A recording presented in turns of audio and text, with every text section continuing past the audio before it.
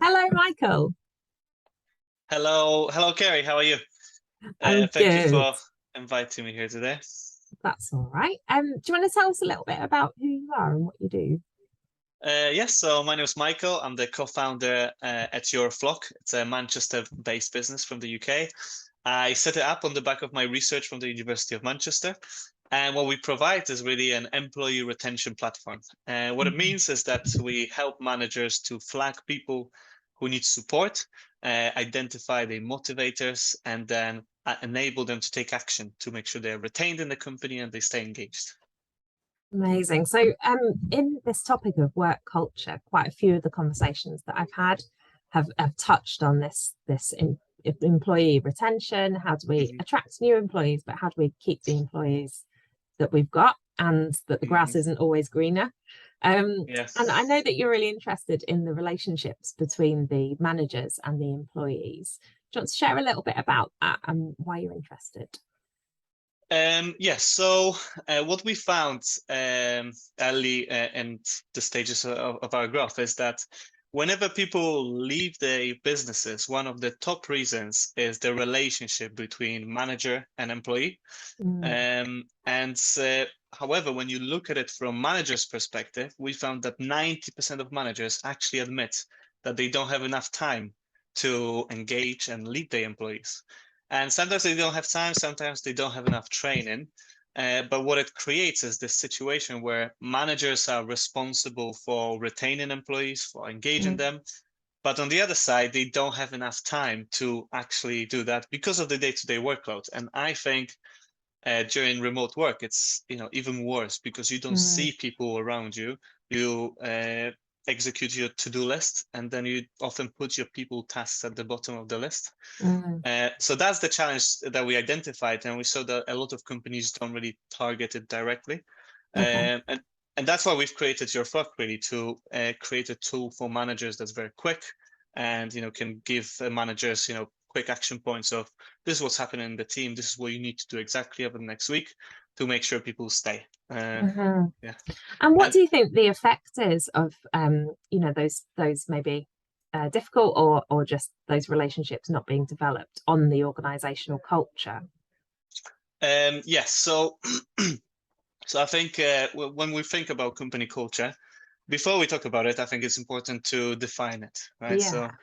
So based on my research, I found that actually culture is so complex that there's 150 different definitions of company Oh. culture.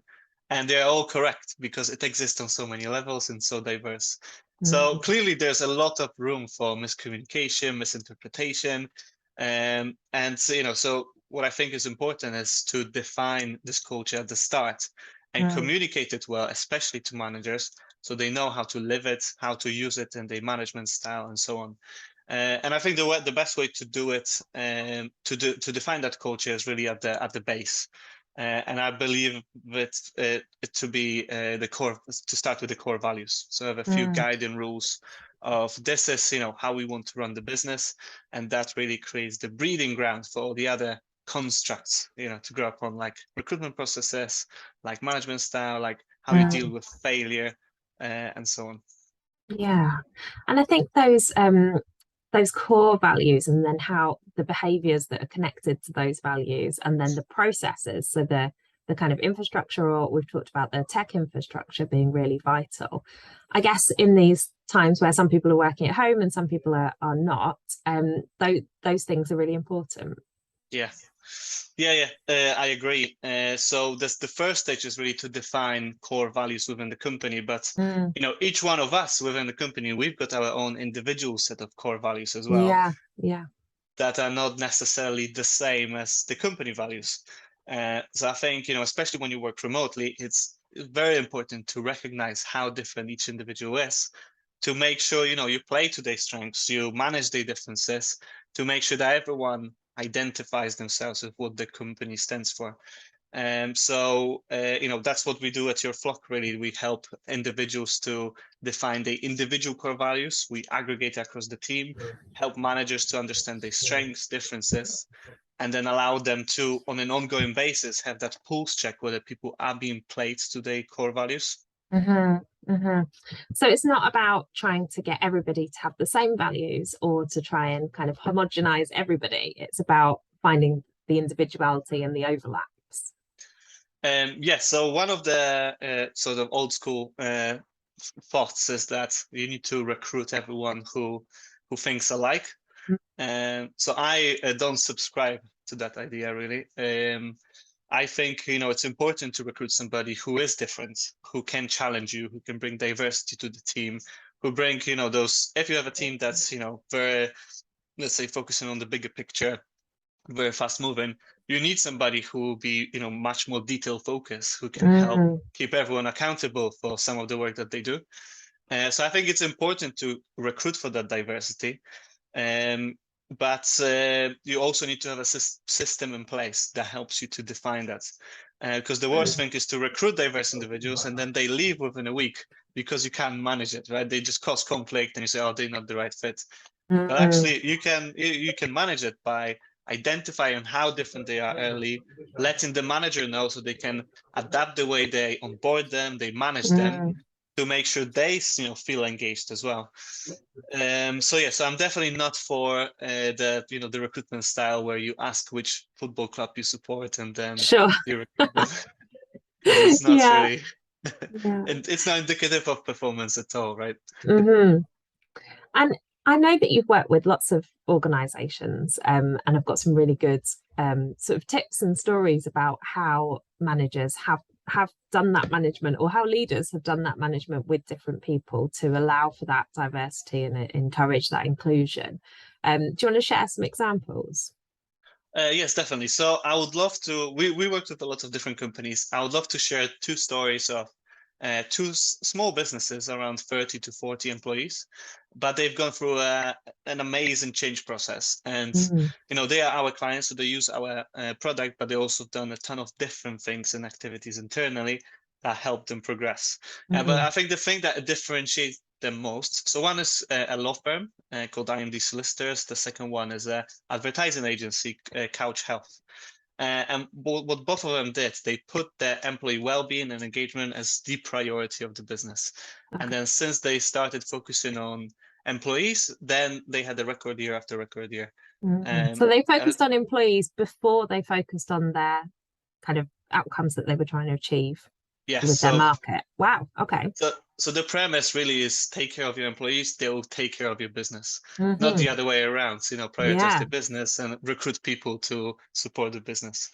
So it's a slight different, but it's got a massive impact. It's quite a radical change though, because I think a lot of people in businesses believe that and support their teams in that way. But to have it on, the front of your can saying our aim is to support our employees is a brave step, I think.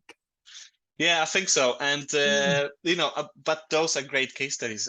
Within the first 6 months of working with us, they saved like £100,000 each just by minimizing churn. So just by looking at people who leave and having less people leave, it's huge benefit for the company.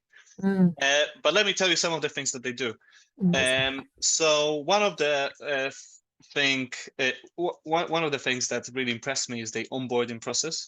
So often you go to a company and then you don't even have your laptop. I remember once I got a job, they didn't even know that I was. Once I got a job and I had to make my own table. I had to get the flat pack and screw it all together. I didn't even have a drill or anything. Well, maybe that's part of the culture to teach you creativity. Actually, it was quite like the culture. But so onboarding processes are very intense. So everyone gets a buddy and a mentor to make sure they get to know the culture quickly, they can connect with others, and they get that ongoing support if they need to. The other thing that's is really impressive is that they do a lot of meetings. So a lot of companies say, oh, we want to minimize the meetings. Whereas what they do very short meetings but much more frequent. And they not only confined to the office, they do outside activities like walk-in one-to-ones or doing walks with, the whole team. And that creates, a different environment, leads to better relationship building. And also, creates a more creative environment for the company. So that's what I really like, because I like spending time outside as well. And both of them offer, remote work. And I'm particularly impressed with IMD Solicitors. It's a law firm that offers to everyone that they can work remotely if they want to. So obviously that's difficult within law, and I haven't heard of any law firm that did it before, but it's working for them. And I think the reason why it's working for Is it them, difficult, do you think? What makes it difficult for a law firm to work remotely? I think first of all, the industry overall is very traditional. Okay. So, there is this old sort of culture that, you need to be in the office, and you've got Mhm. different partners who require that. But also it's a very client-facing culture. So you need Mm. to be in the office, and especially as you're a junior, you want to learn from others. Sorry, I think my camera just turned off. There we Okay, are. I'm back. You're back. Um, yeah, so you will, as a junior, you want to learn from more senior team members to, Okay. learn the skills that you need.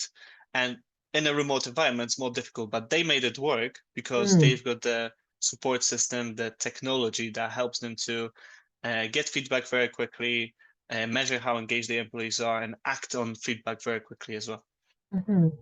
Great. So walking meetings are a tick, as Yeah. are lots of meetings, but shorter meetings. I guess that's to build up those relationships and Mhm. do more kind of check-ins and things. What else? What else can we do to improve our engagement? Yeah, so I really like one activity that I always recommend, which is called Successful Day at Work. Okay. Uh, so that's really useful as for people who work remotely, and they tend to you know don't tend to not have those boundaries between home and work, and tend to overwork. So that's me. So it's a very simple exercise. At the beginning of the day, you say, "My day will be successful once I have achieved," and then you list all your Okay. tasks. And then towards the end of the day, you just asking yourself, and you can ask your team members as well, have you had a successful day at work? And if they say Mm. yes, that's the signal. You can stop working. You don't need to add more tasks to your workload or answer any Nice. more calls. And if no, then how can we improve the next day? Mhm. Um, it's a very That's a quick great exercise you can do. coaching activity. Mm. Yeah. So that's a very quick, exercise that you can implement every day that helps you to sort of stay on track on what you do and don't reach any burnout, especially when you work remotely. Yeah. Yeah. Thank you, Michael. It's been really interesting hearing about Flock, but also about your perspective around culture and the things that make those successful days at work. What's on your list today? What's on your I will be successful at work today list? Well, so this call This today, tick. definitely. So almost there. And I've got two more tasks to complete, two more client facing and research facing. So another thing that I didn't really talk about is the importance of self-development at work. I think that's a very important aspect of culture. So I Hmm. tend to, leave some time in the day to, stay on top of what's happening in the industry and keep developing myself. And I think Yeah. companies overall need to have that infrastructure to identify where people have capabilities or would like to improve, and have a fraction of their task is sort of delegated to improving those capabilities. So it's Friday afternoon for me today, so I'll Hmm. do some self-development as well. Brilliant. I have a reflection Friday thing in my diary every Friday. I think Friday's a good day to do some Definitely. reflection and some development. Well, thank you, Michael. Where can people find out more about Flock? So you can find out more about your flock on our website, Your Flock, sorry. yourflock.co.uk. There's lots of Mhm. different flocks. Oh, okay. We are your It's flock. your one. Mhm. Your Lovely. Well, we'll flock. pop the link below so people can Yeah. get the right one. Okay. Um, Amazing. Great. All right. Well, enjoy the rest of your day, Michael. I hope you get to finish early and feel successful and developed. And Yes. we'll chat again soon. Take care. Thank, See you later. thank you. Thank you for Bye. inviting me, and have a great day. Bye bye.